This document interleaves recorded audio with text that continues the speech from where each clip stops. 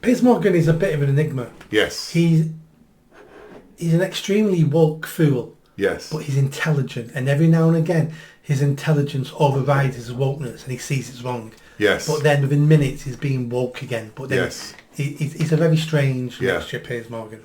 I went off him during COVID because he was a COVID freak. Yeah. Massively into injections and all that sort of jazz as well. Was. Even though I remember his son was vociferously against all the stuff as well. And you could tell when he was defending it, he knew it was rubbish. Yeah. Because I think you're right, he is a bright guy, there's no doubt about it. And he's very incisive comments as well. Have you seen him talking to Ben Shapiro about gun ownership in America? No. Is it interesting? He made himself a fool there. Did he? So, here's a Brit living in America. He doesn't understand gun culture. He doesn't understand the Second Amendment, just like we don't. And he's on his show saying we need to get rid of the Second Amendment and ban guns.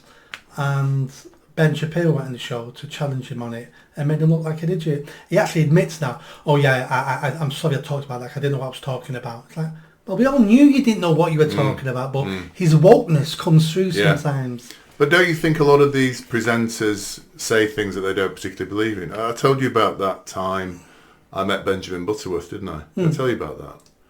And it was in a place you and I know well in London, and he came over. I think he knew somebody I was with, and he came over and said hello, and I said, well, I like you, but I don't necessarily agree with a lot of things you said. And he said, I don't necessarily agree with a lot of the things I say, which I thought was quite striking when he said that. I mean, he was a nice chap, actually. Well, his job, there's several people like him, his job on GB News is to put the alternative view across, to keep Ofcom quiet. Yeah. That's his job. Yeah, and he knows that's his job. Yeah. Yeah. So he comes in and says things that he may not necessarily and he tries to say it in a way that upsets people, because then you get more clicks, you get more... Yeah. So he's paid to do that. Yeah. He was in real life he was actually quite engaging and quite... I'm sure he's a very nice man, yeah. Very nice man. Did you like that video?